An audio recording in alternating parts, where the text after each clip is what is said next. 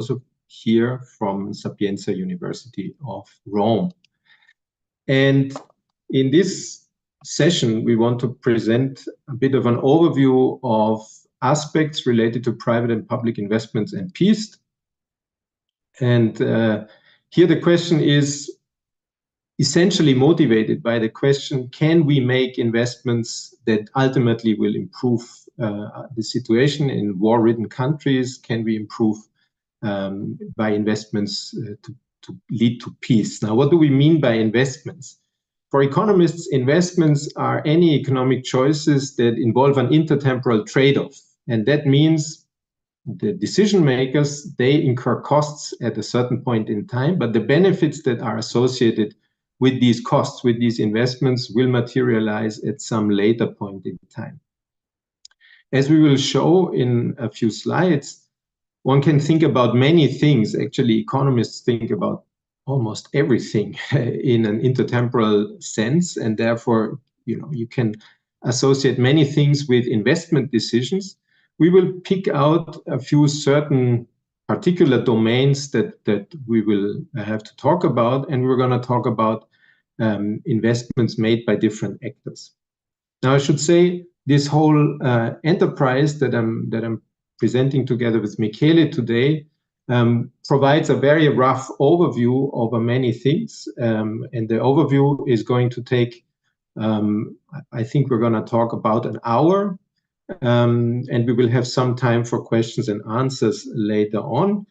If you have questions in between, there is the Q&A tool in the Zoom call where you're free to ask questions and interact with us. We'll keep track of these questions.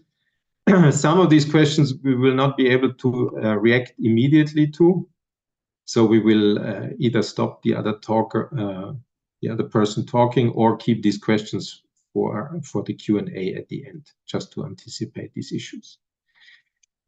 Now, what is the focus of today's talk is an overview of the interrelationship between private and public investment and peace. And here what we will have in mind is, in fact, a two-way interaction. And that two-way interaction always has in mind a causal direction of conflict affecting investment choices by individuals or by the public, but also vice versa. What is the effect of investments on conflict?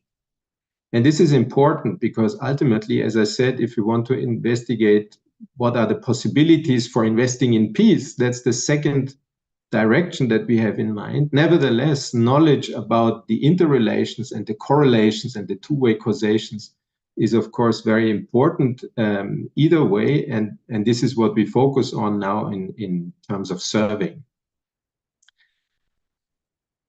We are economists, so if we think about investments and peace and conflict, there are, of course, the individual decision makers, which are individuals, households, firms, could be the government. And on the other side, there's the conflict outcomes. And in our conceptual framework that we have in mind for the rest of today, these are interlinked through investment choices, through intertemporal choices. And these intertemporal choices can happen in various dimensions. We have picked out 4 dimensions for today. One is population, demography. The next one is health. The third one is education. And the fourth one is going to be economic activity with several subsections in between. I will talk about the first 2 for the moment, and then I will hand over to Michele, who will talk about the second 2, education and economic activity, in his talk. Okay, so how can we think about the overall agenda of our project here, of our theme? So we're going to first talk about how investment decisions are affected by conflict in these different dimensions. So this will relate to the consequences of conflict in various ways and how they affect investment decisions that ultimately will be important for many of the economic outcomes and aggregate economic development in general. And of course, one important information about economic development outcomes will be heterogeneity in these effects. So under which conditions, under which environments, under which contexts are the effects of conflict on investment minimized or maximized? When are they particularly pronounced? The other direction is, of course, the one that is equally interesting and for policy implications, maybe even more interesting. How is conflict affected by investment choices in various dimensions? And therefore, how can private or public investments and incentives to invest affect conflict outcomes? And then that is ultimately the goal, no? How can we contribute to a more peaceful environment in that respect? Okay, so as I said, we will start going through various dimensions of investment categories in the following. I'm going to start now with population or population demography and its relation with conflict. So if you think about population or population dynamics and how they are related to investment decisions, the first thing that we have to notice, of course, is what are the fundamental drivers of population dynamics. And population dynamics in demography are determined normally by 3 dimensions. That's mortality, that's fertility, and that are migration. All of these are associated with intertemporal investment choices. If you think about mortality, mortality is related to investment in health, is related to investment in infrastructure that provides health. I'm going to talk about health later on. That's why mortality will be a bit short in this part, but fertility the same. Fertility choices are ultimately investment choices where individuals, parents, make decisions of giving birth to children, but also to invest in these children, in these children's nutrition, in these children's health, in these children's education. And migration is usually in economics also associated with an investment choice. So do I give up my certain living environment in my current location, and am I willing to give that up for potentially higher, potentially better living conditions in the future in another place? So these are investment decisions that we have in mind.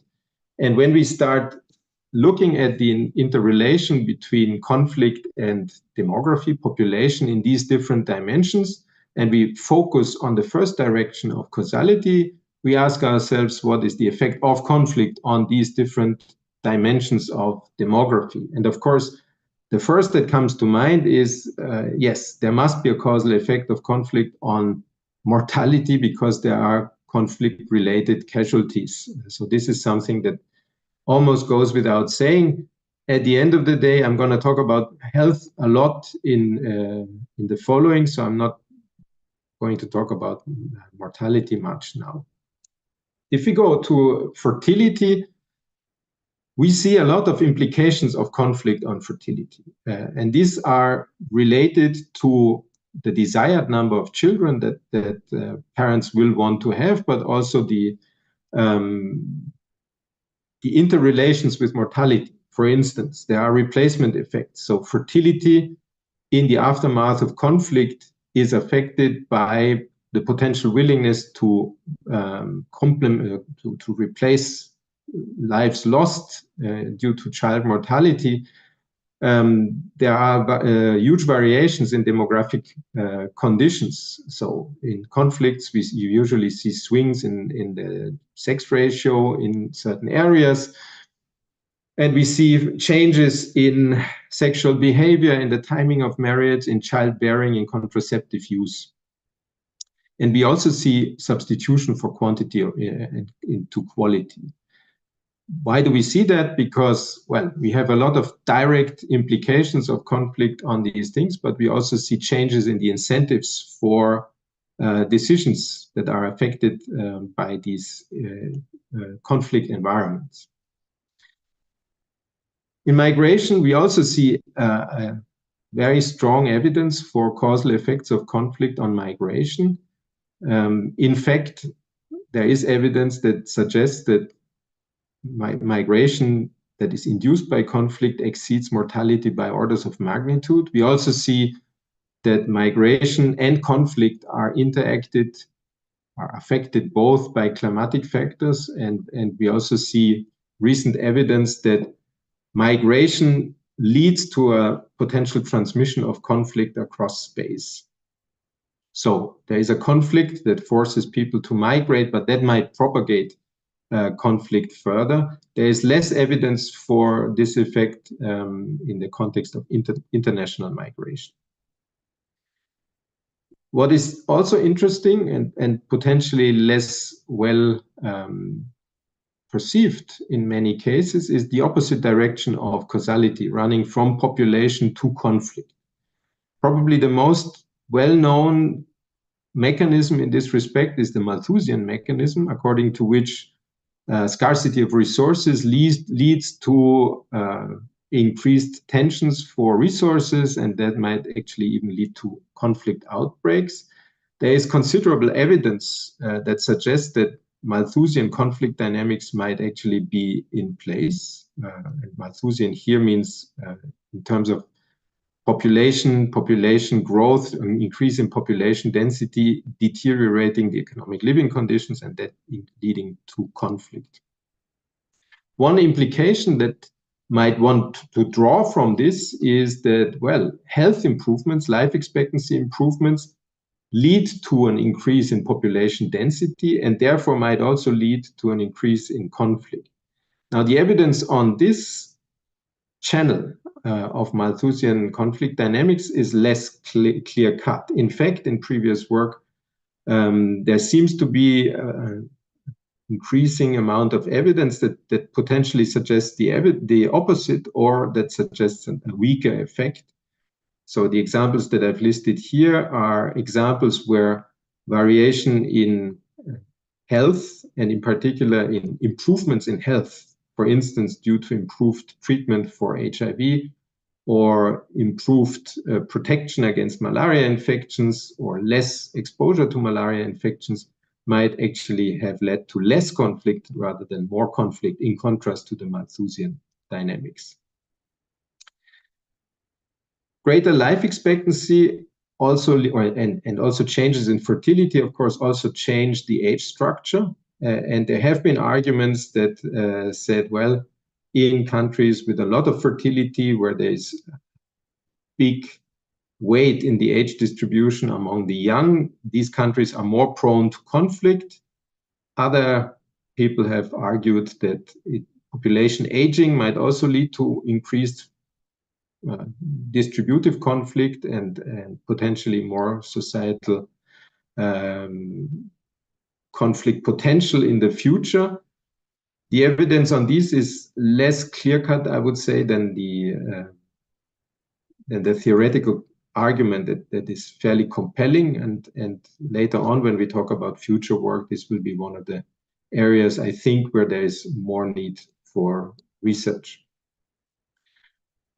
I was referring to migration before, so migration can also be seen as a trigger for conflict, and many people argue that the inflow of migrants, of people that have migrated due to conflict, actually might lead to a propagation of conflict into other countries.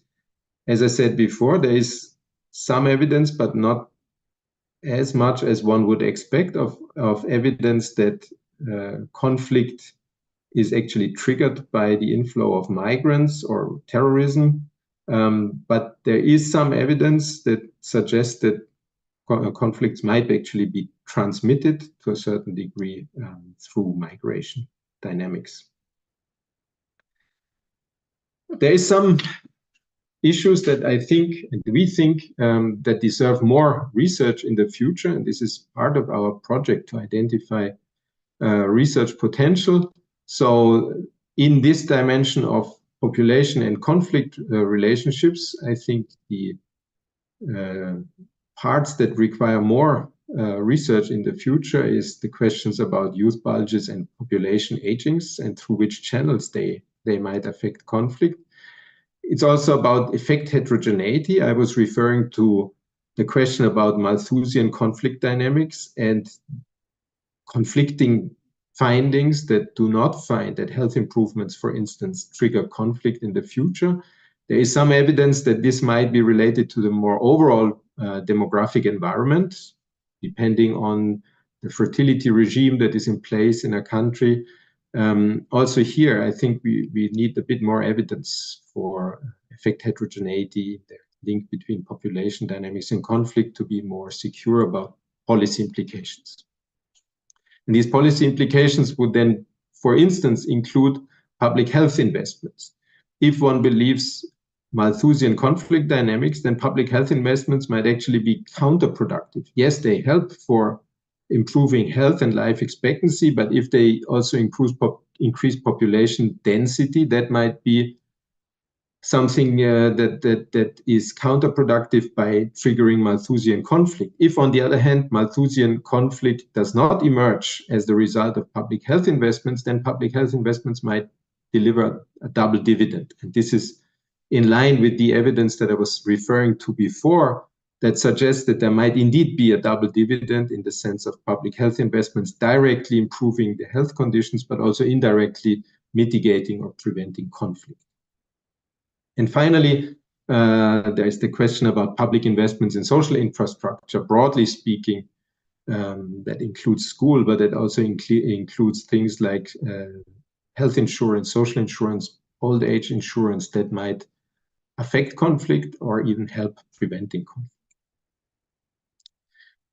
This leads me to the second part of the investment dimensions. This is health and conflict, and also here one can consider the direction of causality in both ways.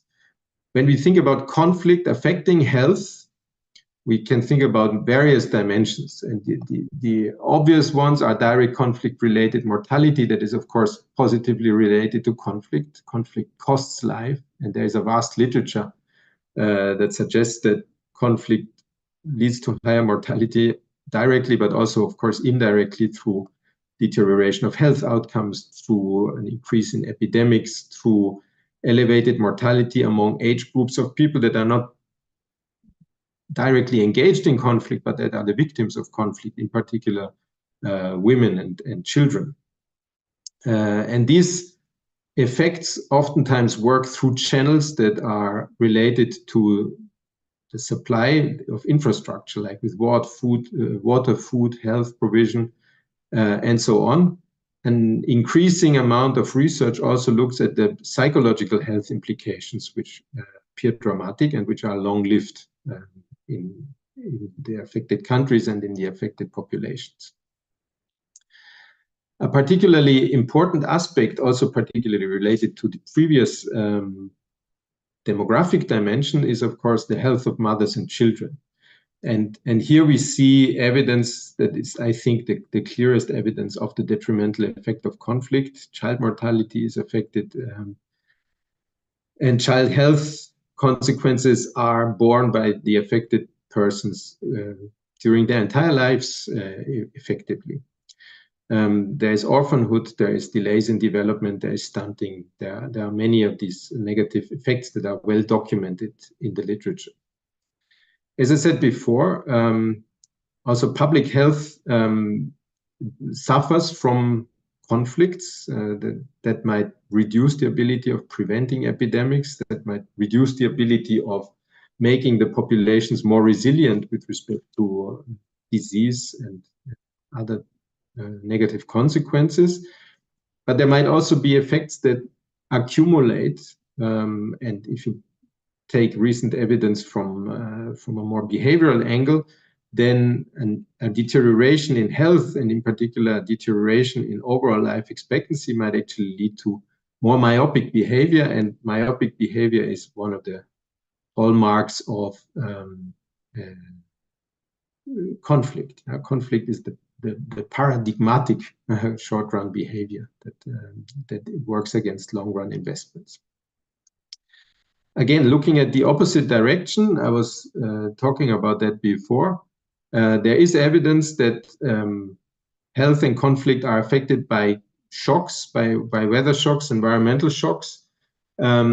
And there is evidence that disease pressure and epidemic outbreaks can lead to conflict, but that also means that on the opposite side, that the reduction in exposure to diseases, an increase in life expectancy, a reduction in myopic behavior might actually be responsible for less violent environment and lead less to violent conflicts.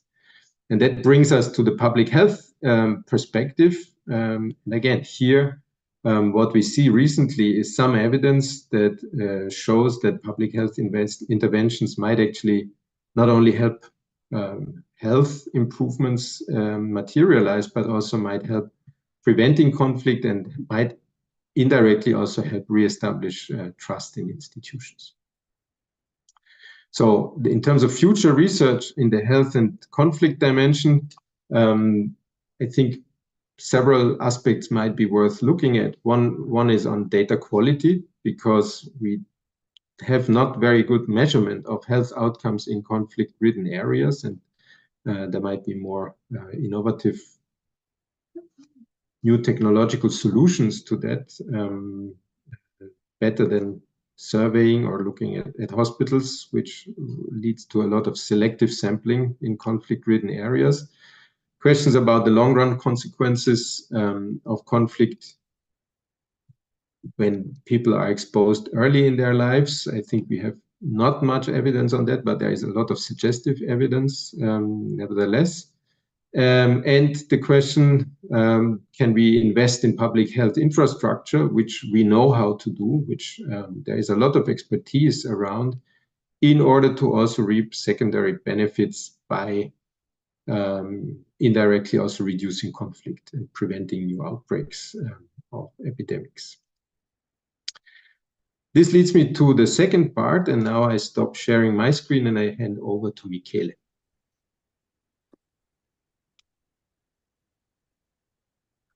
Hi, everybody. Can you see my presentation? Yes, we see it. You have to go to full screen. Okay. I'm full screen now? Yes. Okay. Yes. So as Uwe was saying, we are presenting our overview of the literature in particular. So we decided to focus on 4 specific aspects of the investment decision. And as you can see, the next one is education. And this is no surprise, given that education is one of the key investment decisions made by households, because they choose essentially the future possibility in the labor market for the kids. And at the same time, this affects the production capacity of the economy and the development prospect of a country in general. So human capital is a key factor for economic development. And so understanding more the effects of conflict in education investment is key in helping design policies that may mitigate the negative long-run effects of conflict on economic development. So this is why we chose as one of the main topics exactly education. The literature actually is, the literature on the effects of conflict and violence in education is vast. This is partly due to the fact that there has been always availability of data on education from different sources, surveys of from various institutions. And so this allowed the researchers to look in detail at the effects of conflict on different outcomes. And so we have several studies in different countries, ranging from Rwanda to Nigeria to Sri Lanka and the West Bank, and also evidence on several different outcomes. Actually, all possible outcomes related to education have been studied, from school enrollment to attendance, but also university admittance and general educational achievements.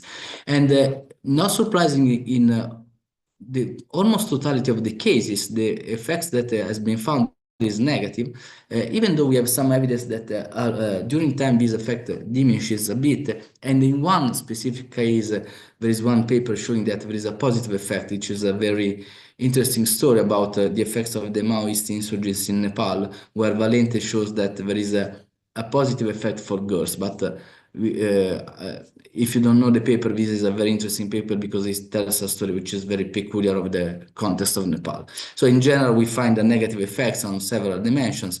And we also find that the long-run effects are negative. Most of these other studies have been developed in the context of the effects of the Second World War, where we find a lot of evidence in which there is this negative effect of the exposure to the conflict on future earnings of these populations. But also we have some studies which have shown that also in the, let's say in the period like 10, 20 years after the conflict, there is these negative effects that still persist. And importantly, these long-run effects can be originated also by very short period of exposure to conflict. So this is very important to keep in mind when you try to anticipate the negative effects and design the policy to mitigate these effects. This large literature has obviously explored several dimensions of heterogeneity and effects, and the most important ones are the three that I report in this slide are obviously gender, the age and the school grades, and the country characteristics. As for the first one, so for gender, we find almost any type of results. So there are some studies that have found that the negative effect is larger for girls. This is, for instance, the case of Tajikistan and also Colombia, but there are other studies in which the effect seems to be larger for boys. And this obviously depends on the type of conflict that has been studied in the specific paper. There are also cases in which there is no gender differential, for instance, in the case of Nigeria. So the dimension of gender is very context dependent, while the dimension of age and school grades it's not, because all studies that have explored the difference in the impact between younger students and older students have found a larger effect for older ones, which is again is not very surprising, given that the higher grades are often non-mandatory in developing countries, while the primary grades are. So there is obviously a different level of selection in this type of analysis in terms of who is going to be affected and which are the effects on these students. And finally, we have some, for the moment, scant evidence that also the country characteristics make a difference in terms of the effect of conflict. And for instance, there is this paper which is by Anfried and Kiskatos, which shows that the effect may be smaller in autocracies versus countries with different type of institutional setting. In general, we find a lot of heterogeneity, a lot of different situations, and most importantly, the literature has shown that these effects are due to different mechanisms being at play. And in particular, we can distinguish two sets of mechanisms, one on the supply side and one on the demand side. So on the supply side, we have for sure one of the most important one is the destruction of school infrastructure and the reduction of resources devoted to education. For instance, in the case of the West Bank, this paper by Brook and co-authors shows that the exposure to conflict leads to overcrowding in the classroom, which obviously makes it more difficult for the students to perform well at school. But at the same time, we have other studies that have shown that the supply mechanism that may be at work is the one that reduces the presence of the teacher in the classroom because they are scared or they are simply suffering attacks, or directly the school closure due to the violence. Finally, we have some evidence on the fact that the conflict may, let's say, may affect the supply of education by creating disparities in the access to education. And this is the situation in which you have a conflict that affect in different ways different part of the population, in which the effect is heterogeneous by gender, ethnic, or religious characteristics. This is the classic case of the Khmer Rouge in Cambodia, where the violence targeted more educated population. This is a very important and unresearched aspect of the literature, which is, as I said, important also because these effects may have long-run effects also, in addition to the short one, because they themselves create the condition for the emergence of a new conflict in a later period. On the demand side, instead, we have other two types of mechanisms. The first one is the classic conflict-induced change in income, and in particular, we have papers that have shown that the reduction in education investment by household is due to the reduced availability of income and resources to be spent in education for the kids. And at the same time, we have papers that have shown that conflict has increased child labor, and those reducing learning time at school and the possibility for the children to learn during the day. This is, for instance, the case of the West Bank, but also of Colombia. And the other important channel of the demand side that has been explored extensively in the literature is related to the induced fear, trauma, and psychological shock of the exposure to violent events. The story here is very simple. So we may imagine that in a context of conflict, parents are less likely to send their children to school if they know that school is a target for the attacks, or in general, if reaching the school can be dangerous. This is again a paper on the case of Ethiopia and Somalia, very recent one. But also we find that the exposure to events close to the time of the exam, for instance, has a very strong negative impact on the performance of the exam itself, suggesting that there is a psychological effects of being exposed to violence and the moment in which you would then have to face some important exam or in general some educational test. All this is obviously evidence that shocks in terms of psychological and general trauma, shocks have a very important role in explaining the negative effect of conflict on education. And this is, as we were saying, unfortunately, is not only a short-term effect, but is also long-run effects, as shown by the paper by Jorges et al., again in the context of the West Bank. So the last topic that I want to touch in this discussion of the relation between education and conflict is a phenomenon which is related to conflict, which is forced displacement. And we just want to emphasize how this is clearly an important phenomenon and is a very complex relationship in terms of its impact on education, because forced displacement can have an effect on both demand and the supply of education. On the demand side, forced displacement may reduce investment in education when obviously this is associated with the deterioration in health condition or income losses, or for instance an increase in insecurity. But at the same time, it is possible that forced displacement increases the demand for education when, for instance, education represents for the individual the only asset that cannot be expropriated, the so-called uprootedness hypothesis, which is very important and very fascinating hypothesis relating the effect of forced displacement and demand of education. At the same time, forced displacement also affects the supply of education. Again, we may expect a reduction in the quality of the supply of education when individuals are relocated to areas where there are worse education infrastructure or in general lower quality of the schools and teachers. But it's also possible, theoretically possible, that there is an increase in the access to education because the supply conditions are better in the place where people are forced to move with respect to the original place where they were located, which is called the place-based effect. And there are two interesting recent papers that have tried to give some empirical evidence supporting these possibilities. One is the paper by Chiovelli in the context of Mozambique, and the other one by Aksoy and co-authors in the context of Syrian refugees in Turkey. As we said, the economic literature linking the effect of conflict on education is very vast, but still there are a lot of questions that need to be answered for the future. And one of the first one that comes to our mind is the question about how households may adjust their investment in education in response to conflict, where by adjusting we mean how they choose, they change maybe the type of education that they want to get for their children, or how they allocate the resources across children in the same family.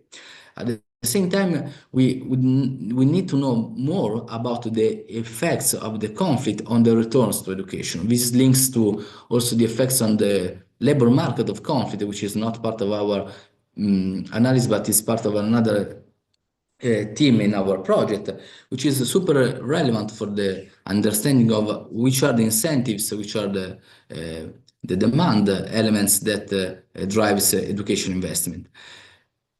One topic which is very, very interesting and important is the one about the possibility of spillover effect of conflict. This is both within, but also across household. And how these spillover effects may influence the decision of the household is a very important unanswered question at the moment.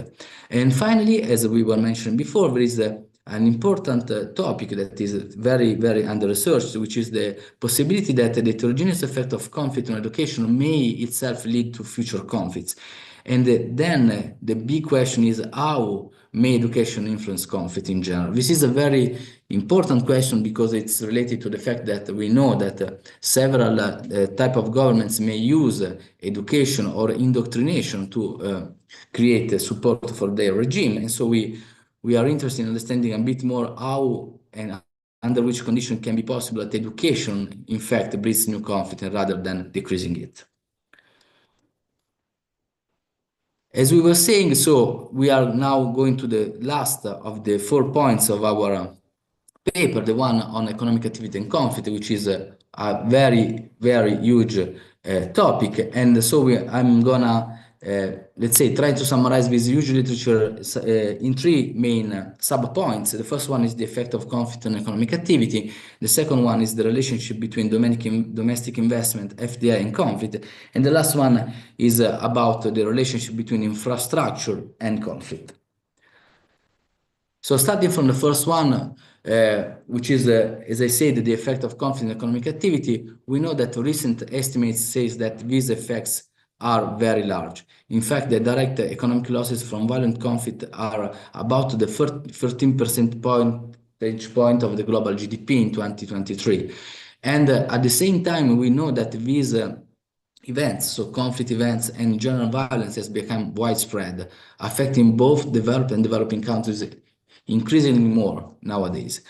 The surprising fact, at least from a point of view on economies, is that despite this very difficult situation, economic activity continues, even in countries severely affected by conflict. And this is something that we need to understand more, how firms adapt to the new context, how firms change their behavior to cope with the situation.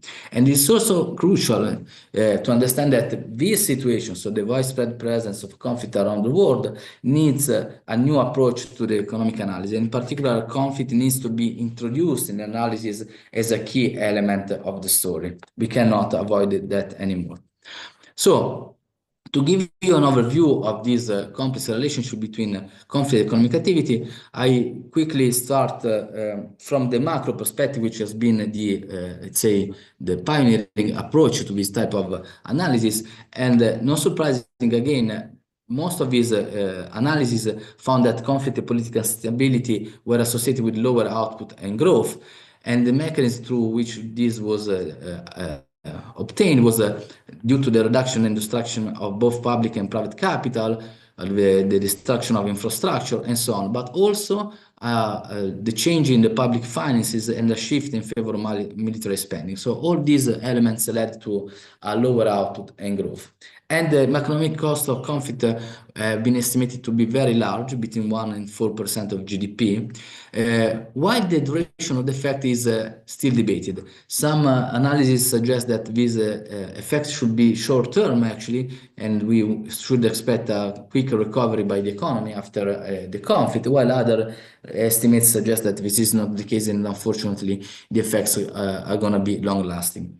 But one important point that has been raised recently in this literature deals again with the idea of the possibility of spillover. And in fact, these studies have shown that both internal and external conflict may have these macroeconomic spillover effects on other countries, even on countries not involved in conflict, suggesting again that it's crucial for economic analysis to include conflict into the picture, because also countries which are not into conflict may have effects, positive or negative effects, due to the presence of conflict in other countries. The second big strand of literature is the one on microeconomic effects. This is a more recent one, and in fact, this is the new novelty, let's say, in the last decades, because of the availability now of data at the micro level. And so there has been an increased number of studies looking at the direct effect of conflict on various firm level outcomes. And these have been very interesting papers looking at the effect of conflict on export activity, but also on financial decision of firms and input and misallocation. So very different outcomes and in different contexts. So here I list all the papers that belongs to this literature with the respective country. So as you can see, countries considered have been as varied as Afghanistan, India, Kenya, Sierra Leone, West Bank, and so on. Recently, in addition to the literature, is the attempt to expand the view on these effects, and in particular, this paper by Brancati and co-authors is the first attempt to provide an assessment of the global impact of conflict on firms using data that can be compared across countries. And interestingly, this paper finds that the effects of conflict of the same type of events can be very different on firms depending on the country in which they are located. So in particular, the heterogeneity across countries that matters are related to the involvement in trade, but also in the level of economic complexity, the level of quality of bureaucracy, and also the initial condition in terms of peace. The other novelty, let's say, in this literature, a very recent one, but also very, very interesting one, has been again related to the spillover. And so there are two recent papers, one in the context of India and the other one in the context of Russian-Ukraine war, that have both shown that conflict localized in a area of these countries may in fact have impacts also on areas of the country which are not directly impacted by the conflict, exactly through the impact of conflict on the production network. And again, this emphasizes the importance of taking into account conflict, not only in places where conflict is occurring, but in general in the context of the economies that operates in area where some conflict are happening. The second big part of this literature instead looks at the relationship between domestic investment, FDI, and conflict. So this relationship is very complex. Why it is so? Because it's a two-way relationship, as the one that also Uwe was mentioning at the beginning. In this case, we know that conflict influences the size, the dynamics, and the type of domestic and foreign investment. So this is somehow expected. But it's also true that investment, and especially FDI, influence conflict in developing countries. So it's a two-way relationship that is important to explore in detail. Starting from the first one, as I said, the most obvious one, the effect of conflict on investment, we have a different type of studies that have used cross-country data, and so macroeconomic data have consistently shown that conflict reduces FDI. In particular, this is true when these are developing countries, and in particular when the FDI are in the secondary and tertiary sector. At the same time, there is some very more limited, let's say, macroeconomic evidence of the effect of conflict on investment, and this is mostly related to the agricultural sector. In this case, we have interesting studies that have shown that conflict may affect the type of crop chosen by the agricultural people, and often going to the suboptimal one. And in general, they document a reduction of the investment due to increase in the uncertainty of the context due to the conflict. The other part of the story, as I said, is less obvious, and it's the effect of FDI on conflict. In this case, we can separate the analysis in the literature in two strands, the one looking at the external conflict and the other one looking at the internal conflicts. So earlier studies in this literature have used aggregate data and have consistently shown that FDI flows reduce interstate wars. But the evidence on internal conflict is very different. In fact, these studies, more recent ones compared to the other ones, have shown that FDI, especially in mining, in fact, increase internal conflict in several countries. And this has been documented using aggregate data, but also very recently using microdata in this nice paper by Sonno, which looks at the effect of presence of multinational enterprises on a number of conflicts in Africa, showing that these effects are stronger for multinational operating in the intensive scarce resources. And this is very important in terms of the management of the activity of multinational in developing countries. this is a very, very fascinating topic, and in particular, is fascinating the analysis of the role of the mining sector in terms of conflict as a driver, but also as a, let's say, a determinant. But in this case, we just refer you to another team that will give his own presentation later this month, the team 5 of this project, which is exactly on climate change, natural resources, and conflict, will specifically go deeper into this relationship, which is very, very important. So the last part of my presentation will go to try to assess a bit more the relationship between infrastructure investment and conflict. So it's obvious, and it's very well known that infrastructure investment foster economic growth. It's also very well known that there is an expected negative effect of conflict on public investment in different domains, as we also were saying in the health, but also in education. What is more interesting probably is that there is an increasing evidence about the reverse relationship being at place. So meaning the effect of infrastructure investment on crime, violence, and conflict. And this is a very complex one, because as we can say, infrastructure investment may on one side reduce violence because they improve the economic opportunities and the state presence. We can call this opportunity cost mechanism, the classic opportunity cost mechanism. But at the same time, infrastructure themselves can become a strategic targets for armed group, or be the reason for exacerbating already existing tensions. And one clear example of this is the relationship between transport and infrastructure and conflict.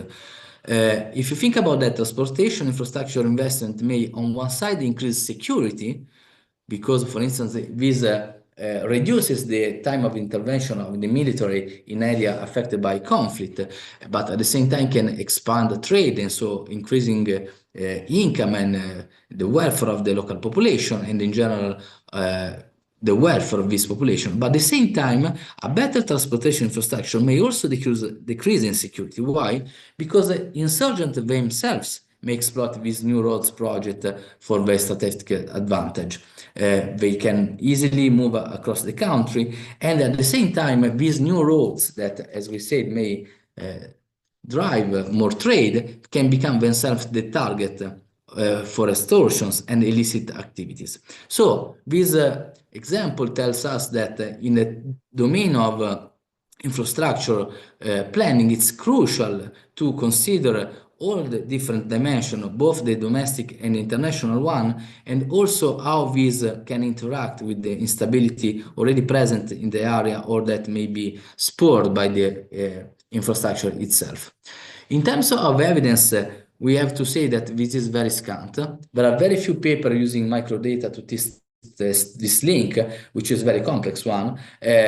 One of these is the paper by Lin Xu, which looks at the infrastructure on projects, especially roads in Africa, and they show that they reduce high-intensity conflicts, but at the same time they increase low-intensity one, like riots and protests. And another study by Lebrun and co-authors shows that, for instance, in the case of DRC, the investment in road rehabilitation does deter violence, but these effects do not last long.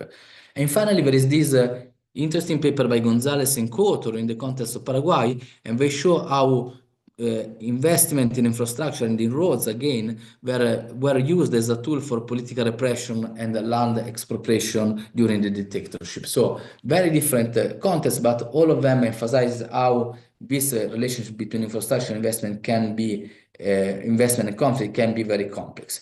And the last one I want to mention is this paper, which is, to my knowledge, the only one that has looked at the investment in infrastructure which are not roads, and in this case are dams. And again, unfortunately, the results of the paper show that new built dams increase intrastate conflict while there is no effect on interstate. So all this evidence suggests that there is a need to consider conflict when investment, public investment especially, are to be designed. And so this leads us to the last two slides of my part, in which we try to give you a list of future research possibilities. The first one is related to the issue of the relationship between conflict and firm-level investment decision. So we know too little still about how conflict may affect the type and size of investment of the firms, but also the location choices of the firms. So do firms decide to diversify their location when there is more conflict in one area or in the nearby area where they are located? And then how they modify the production technology that they use. Do they choose a more labor or more capital intensive technology? Do they innovate more or less? These are all questions that have no answer for the time being. And so this is something that it would be very interesting to be analyzed in future research. And then we have other questions related more in general to the issue about the reaction of the economic actors to conflict. In particular, there is an important question about whether or not economic actors do react only to conflict, or in general they anticipate the effect of conflict and they react to the uncertainty induced by conflict. And so it will be important to understand a bit more how not only firms but also the government may react differently in contexts where uncertainty increases. And in this sense also the workforce adapting to the conflict is a topic that has been not very much researched. And finally, how macroeconomic policy should take into account this uncertainty, this conflict context, in situations also in which governments are not really in control over the economy. And the last 2 points that I would like to mention are related, one on the big issue that is related to the relationship between the military complex and the private sector, which is something that has been explored in detail in the case of the US, and especially during the Second World War and the Vietnam War. Much less is known about this relationship in the context of other countries and other conflicts. So it will be very important to know more about how the military complex influence the private sector and vice versa, and which is the role of the government in this relationship. And finally, again, as we just said, we need more evidence about the relationship between infrastructure investment and conflict, especially in non-African countries, and for different investment rather than roles. This is for sure a research topic that is of importance for our project, and that will be attracting a lot of interest, hopefully from researchers from all around the world. With this, I think I'm done with my part, and hand over again to Uwe. Uwe? Yes, I'm here. So this brings us essentially to the last slide, to the last takeaways, essentially. So when we try to summarize very succinctly what we have presented and what we have essentially summarized also in our pathfinding paper, which will come out hopefully soon as a discussion paper and also as a publication, is 3 things maybe. One thing will be, well, investment decisions are affected by conflict. And this is true in all these various dimensions that we have discussed. And there is evidence that across all these contexts that investment decisions are affected by conflict. That means conflict leads to more short run and potentially less efficient, less welfare enhancing outcomes and allocations. At the same time, investment decisions do affect conflict. So there's a 2-directional feedback mechanism. There's a 2-directional causality that might even set into place a feedback mechanism, a bit like Michele has already described before.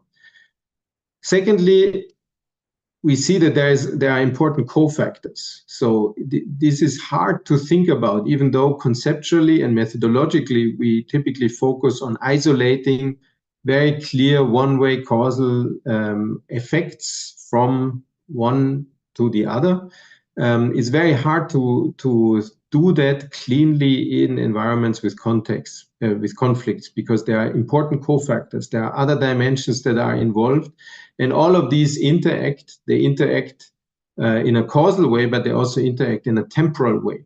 And disentangling those, we believe, is very important to keep in mind, whatever one has in mind as motivating issue and problem to study these things. And lastly, it is context that matters. So a lot of the literature that we have described in the various contexts reveals that there is not one effect, that there is not one clear pattern, but that there are heterogeneous effects in various ways, and that these effects are conflict and context dependent. It is not straightforward to imply external validity of a particular finding in a particular context, in a particular country and time period to another context or time period.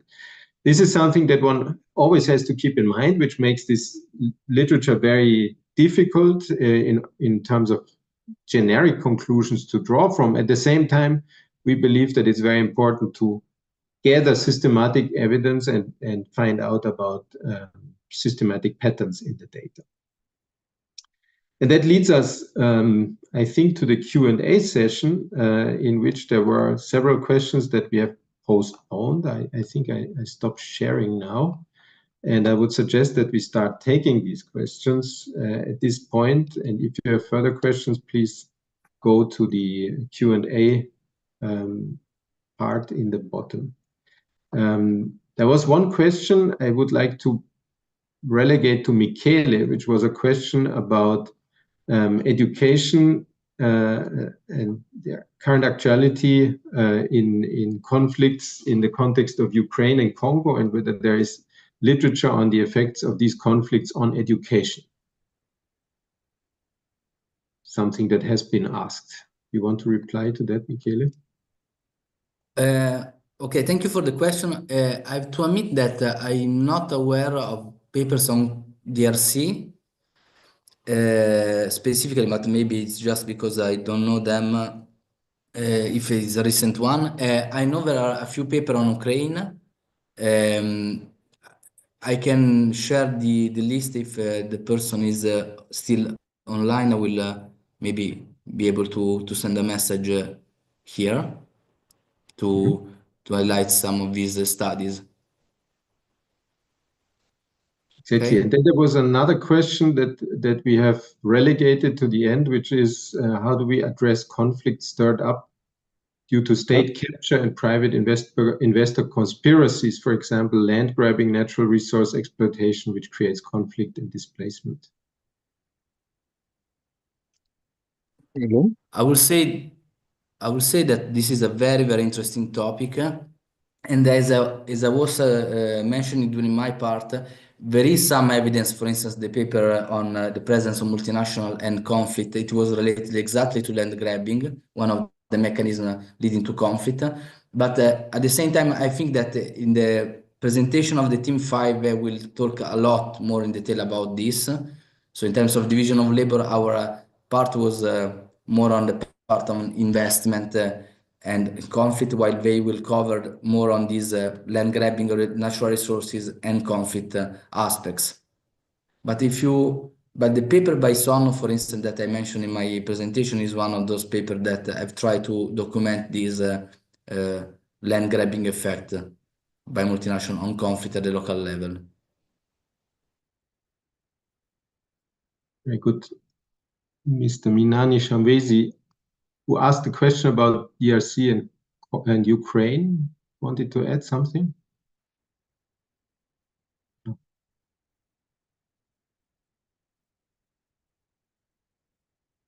Okay, then yes, please. Can you hear me, please? Yes, we can. Yeah, I'm just Minani Abel Shamwesi from DR Congo. Don't mind my English. I was just asking, why didn't you care about literature from Congo, from Ukraine in this study? And yet this is dominated, the conflicts, current actuality about conflicts are dominated by DR Congo, Ukraine, but as if you did not care about it. What would be the reason? Yeah. May I reply? Please. Yes. No, there is no reason. It's just because we were covering the academic literature, and unfortunately, in some cases, the academic literature is driven by the availability of data. It's not a matter of the importance of the conflict in any, not in any, I mean, in any sense. It's just a matter of availability of data to conduct the study. This is sometimes the reason why we have studies on, for instance, one country, not the other. So we all know how important are both Ukraine and DRC and other countries as well that are not covered by this literature, but just because studies are not existent because of data, not because of the importance of the country itself, obviously. Did I answer? So it will be great Yeah. to have some study. It will be great to have some study looking at the effect of the conflict on DRC and education and other dimensions as well. I think that the big challenge there is to have the data on the students and on the school system and so on. But for sure, we were encouraging to expand the number of studies in other countries, exactly because Uwe was saying any context is different and any context may teach us something different. So expanding the set of countries covered by the analysis will be one big important point of this project. Thank you. Yeah, for me, I think these studies could be existing, and if not, that could be dangerous.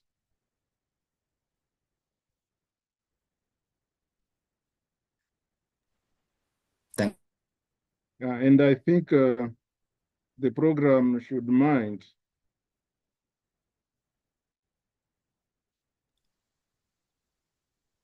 Yes, we will. As I said, I will try to see if there is anything else that I didn't find already, but we'll do our best to cover also other countries as well. So thank you. so Thank you for much. your comment. Thank Thank you. you. So on the same line, more or less, there is this comment by Arshal Beige, I hope I pronounced that correctly, and asking about the pathfinding paper.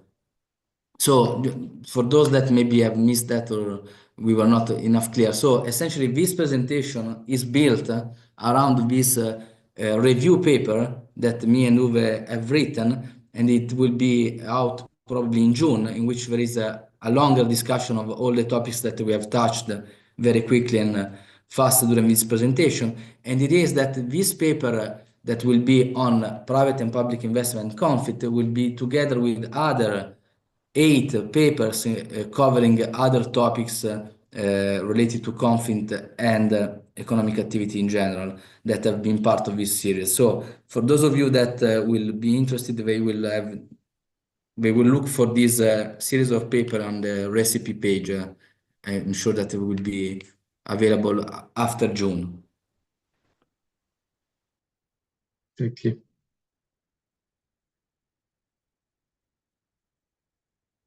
Very good. I don't see any other current questions.